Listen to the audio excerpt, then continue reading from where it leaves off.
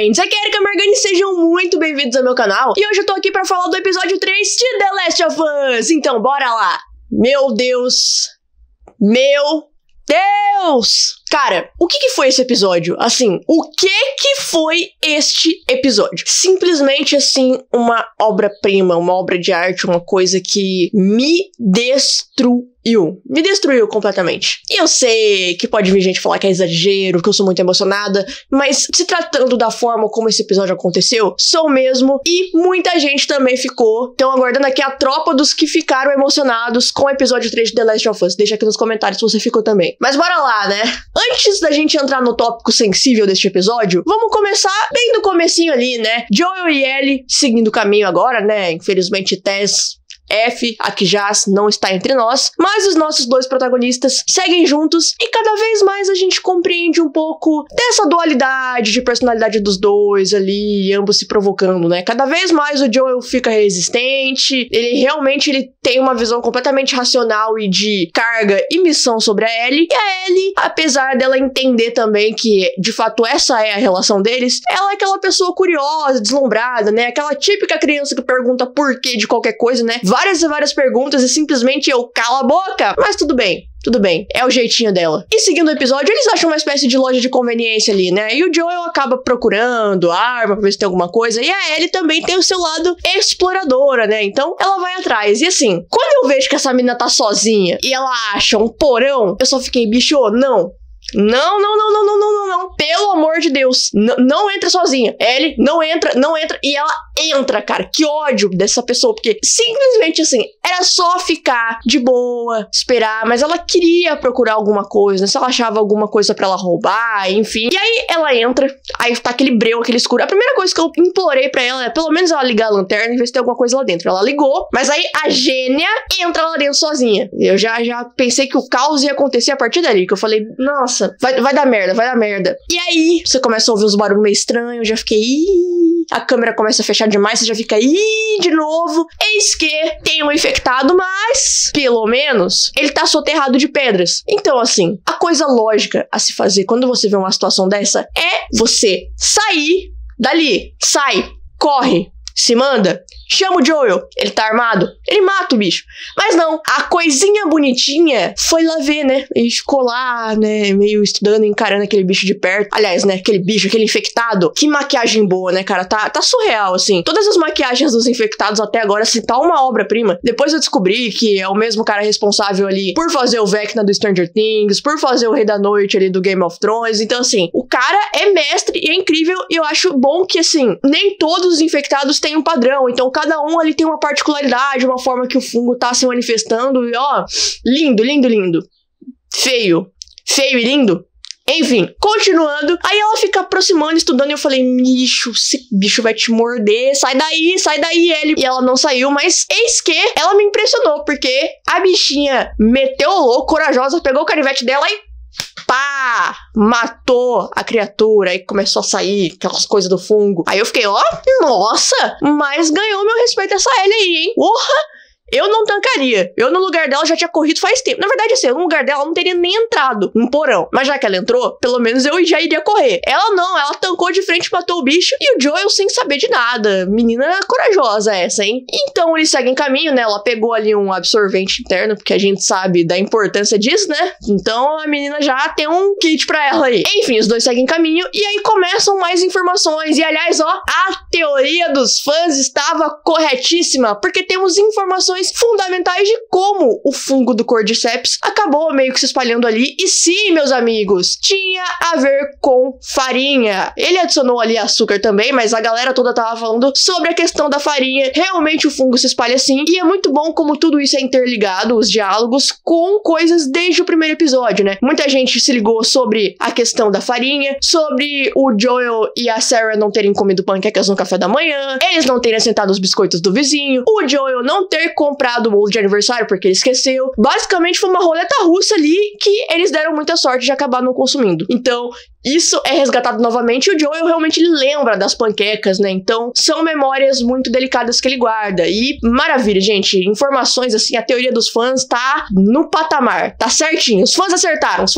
Vitória pra nós. E também a gente vê esse paralelo entre o Joel e a Ellie a respeito da perspectiva. Porque o Joel é um cara que ele viveu antes da pandemia. Então, ele sabia o que era um mundo normal, digamos assim. Ele sabia como era esse mundo, assim, sem ter esse caos, sem ter esse desespero de quarentena, de infectados e aquele risco de morrer a todo momento, enfim, antes de todo esse caos. E a Ellie, ela já cresceu nesse mundo, então ela não faz ideia do que é um mundo antes disso, então ela meio que tem uma visão assim de, ok, não é um mundo perfeito, mas eu cresci aqui e aprendi a lidar com esse mundo, sabe? Às vezes coisas muito simples pro Joel, que era, por exemplo, voar de avião, que pra ele era uma coisa normal antigamente, pra ela é algo super distante, que jamais iria acontecer, ela jamais iria fazer algo do tipo, então ela ficou assim bem deslumbrada e em vários momentos do episódio ela demonstra mesmo essa coisa de, nossa, olha isso, olha aquilo, realmente eu não vivenciei, eu não presenciei esse tipo de experiência, então é interessante ver os diálogos dos dois justamente por essa questão de perspectiva, então você vai ver uma troca muito grande de informações, assim, né, a Ellie vai estar perguntando muita coisa pro Joel ainda, acredito eu, sabe? E uma coisa que, assim, eu senti falta, né, que era uma coisa que eu tinha elogiado muito no meu vídeo passado, que eram os prólogos no começo dos episódios, né, que eram coisas que deixavam a gente mais a par do fungo. Eu entendo que realmente a função era essa, mas eu pensei que isso ia rolar em todo o começo de episódio. Mas o primeiro choque, o primeiro balde de água fria é que já não temos mais. Embora eu entendo que já não foi necessário porque já tivemos mais informações sobre o Cordyceps e ok, por enquanto. Mas eu sinto falta, mas tudo bem. E mais uma coisa triste, né, que a gente seguiu ali pro tópico adiante do episódio, né, o motivo principal que fez geral chorar. O Joel, ele comenta com a Ellie sobre como os militares agiram, né, com a população depois do estouro da pandemia, né, que infelizmente o governo teve que executar muitos civis, e não necessariamente civis que estavam infectados. Acho que por uma questão de controle populacional e também por eles não terem verba para manter todas essas pessoas. Então, de uma forma muito cruel e sem empatia nenhuma, muitas pessoas inocentes acabaram morrendo por uma questão de controle, sabe? Meio que acharam muito melhor pessoas morrerem, porque aí elas não ficariam infectadas. Eu achei muito pesado. Então, mais uma informação assim pra gente ver como o sistema desse universo de The Last of Us realmente é muito cruel com as pessoas, sabe? Muitas vidas acabaram se perdendo por conta dessas questões mais trágicas. Mas vamos falar do ponto alto do episódio? Do motivo assim que arrancou lágrima de muito marmanjo por aí? Vamos falar então da bela história de Bill e Frank. Mas calma aí, vamos começar no Bill então, né? Porque o episódio deu um foco nele, né? Tendo ligação direta com o que o Joel falou sobre muitas pessoas inocentes serem executadas e o governo ter esse controle populacional, meio que o Bill, ele é o famoso lunático malucão, mas isso de alguma forma acabou salvando ele, né? Porque enquanto estavam levando muitos civis ali pra longe, provavelmente pra serem executados, o Bill tava escondidinho num porão dele ali, cheio de armas e câmeras e tal, todo aquele estilo meio militar, teve uma bandeira meio ANCAP ali, que eu só fiquei meio, né, mas ok, o Bill completamente malucão, aí esperou, quando a cidade foi completamente evacuada ali de civis, o cara transformou aquilo ali basicamente numa base dele ali, né,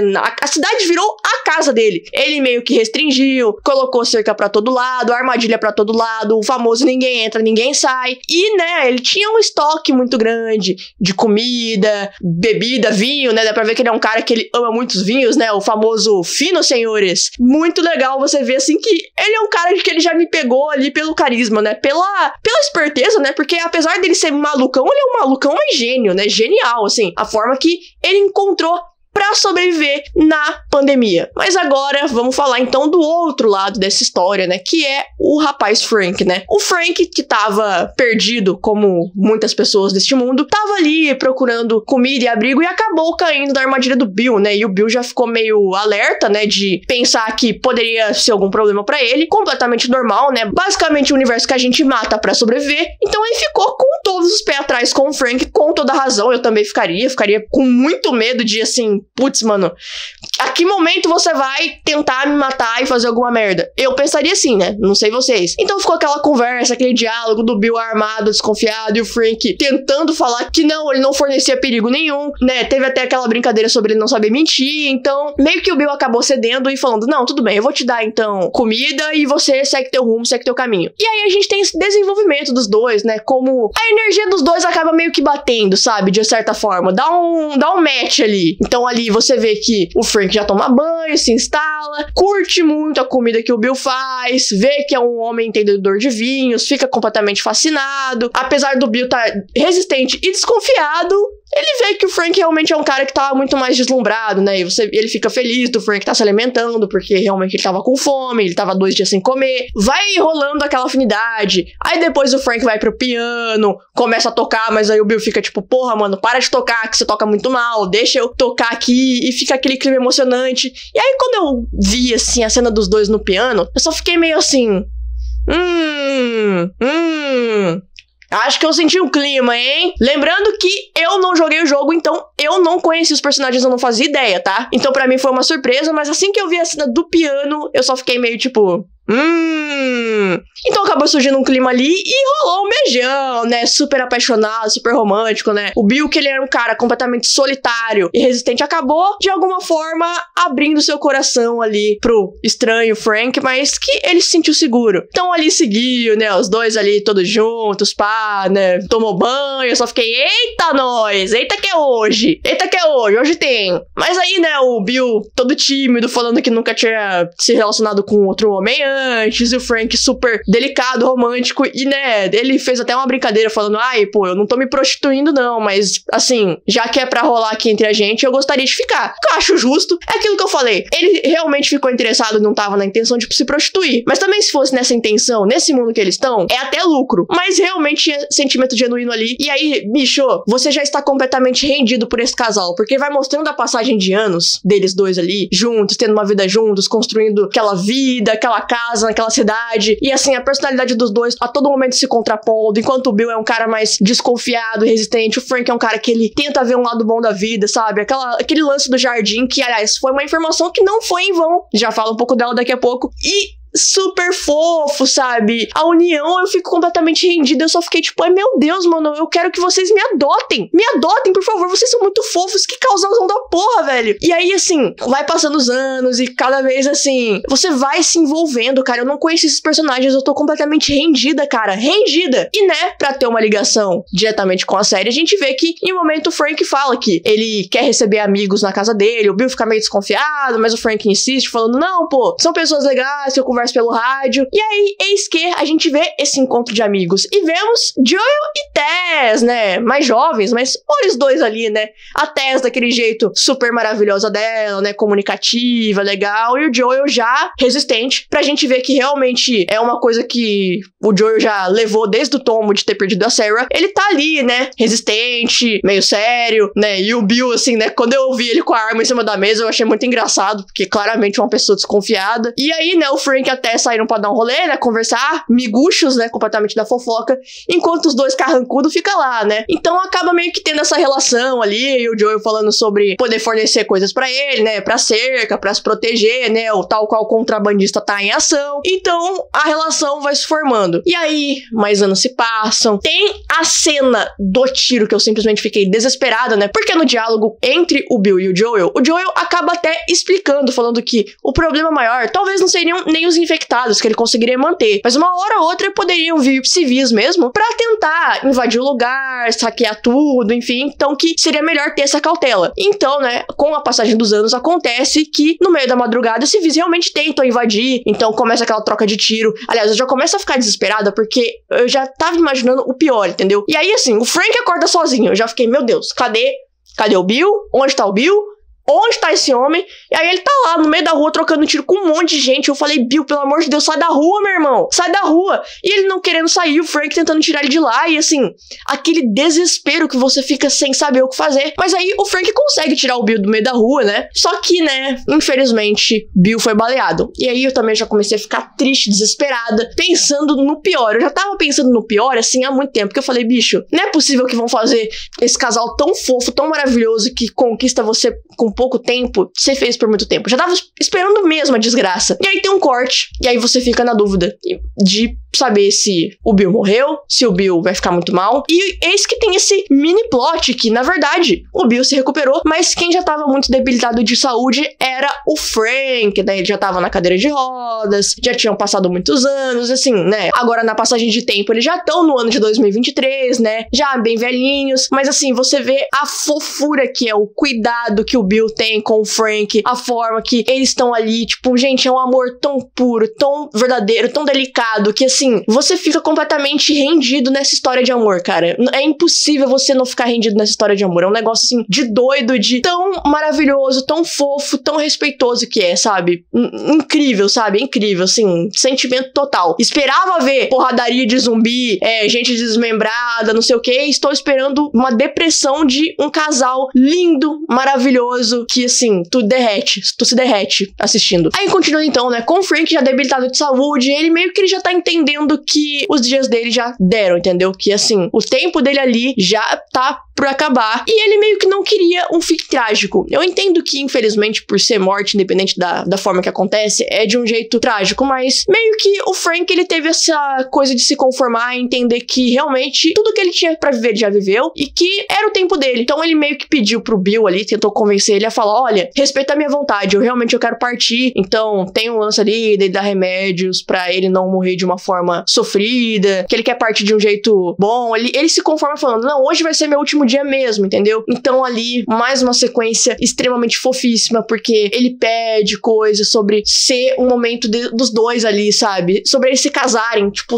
cara, o último dia da vida dele vai ser um dia que eles vão se casar, eles se vestiram de terno, muito fofo, assim, dá pra ver que o Bill não queria deixar o Frank partir, mas ele respeitou, ele entendeu aquela decisão, então ali, teve um momento deles casarem, a comida, né, a última ceia deles ali, foi a primeira coisa que eles comeram quando eles estavam juntos, e o mesmo vinho, tudo aquilo tava me dilacerando de um jeito que eu não queria aceitar, sabe? Eu fiquei em estado de negação porque eu falei, bicho, eu estava conscientemente esperando o pior, pra não sofrer tanto, mas emocionalmente, tava aquele fiozinho de esperança de você esperar, tipo, sei lá, o Joel e a Ellie chegarem antes e evitarem de acontecer alguma merda, e não, a gente assume aqui, a gente ajuda vocês, mas não. O episódio ali focou nos maravilhosos, naquele casal incrível, fofíssimo, e, né, foi entre os dois ali que tudo acabou. E assim, pensando que só o Frank ia partir, que o Bill ia seguir sozinho, que eu imaginei que ia ser muito sofrido, né? Ele ia ficar muito mal, porque ele já tinha uma vida com o Frank e ia ser horrível. Mas aí o Bill decidiu também partir junto, bebendo ali o vinho com o remédio, falando, realmente, então,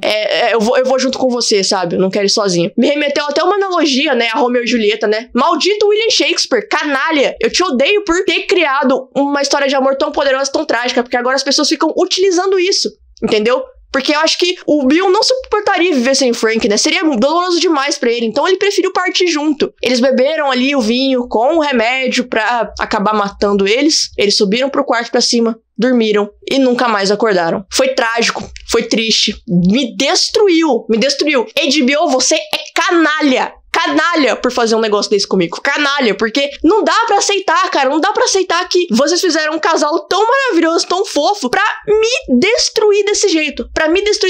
Sabe Up Altas Aventuras? Os primeiros minutos do filme, que faz exatamente a mesma coisa, que é fazer a gente se apaixonar por um casal, ver os anos se passando, a vida deles juntos ali, e simplesmente depois tirar isso da gente. Eu senti a mesma sensação. Só que é um Up Altas Aventuras gay e pós-apocalíptico. Sério, me destruiu. Porém, pelo menos o Bill não ficou solitário, senão ele ia ficar provavelmente muito deprimido, né? Sim, né? Foi ruim como acabou, mas poderia ter sido pior, sabe? É o que eu penso. Não querendo romantizar o que eles fizeram, mas vocês entenderam o que o episódio quis passar de alguma forma, entendeu? Me destruiu, assim. Não foi grotesco, mais uma vez não teve coisas grotescas nesse episódio, mas nem foi necessário. O delicado foi o que destruiu o espectador. E aí, né, começamos o episódio com Joel e Ellie. Vamos acabar o episódio com Joel e Ellie, porque aí ele entra na cidade que o Bill e o Frank estavam isolados, isolados. E aí lembra que eu falei pra vocês que nenhuma informação nessa série é aleatória? Pois bem, né? Frank tinha insistido pro Bill que queria cuidar das flores pra deixar a cidade bonita. E aí você vê aquele foco ali, né? Porque o espectador ainda não queria acreditar que eles estavam mortos. Mas aí quando a câmera foca nas flores já morrendo, mal cuidadas, você já entende que realmente eles não estão mais entre nós e que partiram. E aí o Joel entra na casa do Bill e do Frank com a Ellie completamente avulsa, né? Porque ela não conhece os dois, né? Aquele lugar. E aí então, né? A gente vê uma carta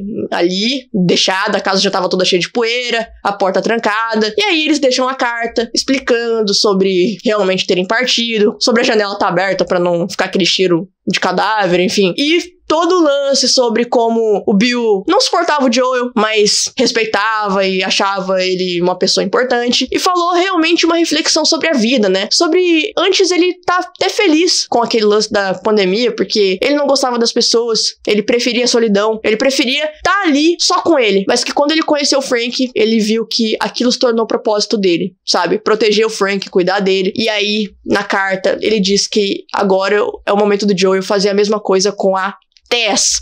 Que aí, quem não superou ainda a morte da Tess, né, voltou com força esse assunto só daquela carta, só de ter falado o nome dela. E foi muito pesado, porque, né, bateu muito no Joel e ele, né, foi tomar um ar sozinho, respirar, porque tocou num tópico sensível pra ele ali, ele não sabia como lidar, mas, né, ele foi forte, respirou e seguiu em frente, né. Foram pegar as coisas que eles precisavam. Aí a Ellie vestiu a roupa clássica do jogo, né, que tá maravilhoso de perfeito, assim, muito fiel, né. O que esperar, né? Essa série só tá entregando coisa maravilhosa e fiel ao jogo. Os looks iam seguir da mesma forma. Então eles entraram numa caminhonete, mais uma vez reforçando que a Ellie ficou deslumbrada por ela. Nunca acho que ter entrado num carro de verdade. Então, pô, parece uma espaçonave. Tem o lance da música também. E agora eles saem, então, né? Eles pegaram as coisas que eles precisavam na cidade. Eles saem e partem pra encontrar Tommy, né? Agora o lance é ir atrás do Tommy, né? Porque o Joel conseguiu, de certa forma, o que ele precisava, que era a bateria do carro. E aí vão partir pra encontrar o Tommy, porque ele já foi vagalume, então ele pode saber onde fica essa base dos vagalumes pra saber onde encontrar e deixar a Ellie. Então,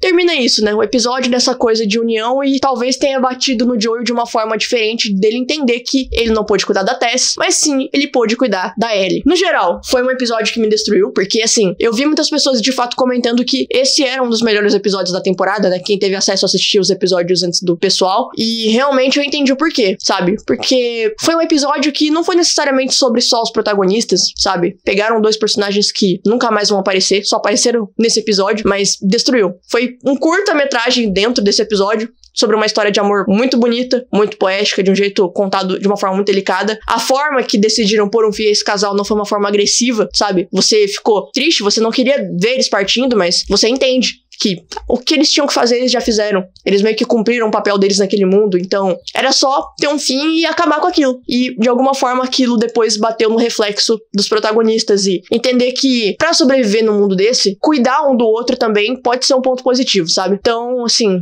foi um episódio incrível, maravilhoso, emocionante. Eu entendo todo mundo que chorou, porque eu também fiquei acabada, meus amigos ficaram acabados. Essa é a série do ano, bicho. É a série do ano, não tem jeito. Mas é isso. O que você achou? Deixa aqui nos comentários suas opiniões sobre esse episódio, sobre qual foi a parte que você mais se emocionou, qual é a parte que você mais gostou, se você tá rendido por esse casal. Deixa aqui nos comentários que eu vou amar saber, tá bom? Se inscreve no canal, deixa seu like e compartilhe meu vídeo nas redes sociais, gente. É muito importante pro canal ir cada vez mais longe. Compartilha pra aquele amigo seu que curte The Last of Us, que joga o jogo, que tá assistindo a série. Ele vai adorar ver isso, pra ele conhecer mais a minha perspectiva de pessoa que não jogou o jogo, que tá conhecendo sua série, tá bom? Muito obrigado por assistir esse vídeo até o final. A gente se vê na próxima. Falou!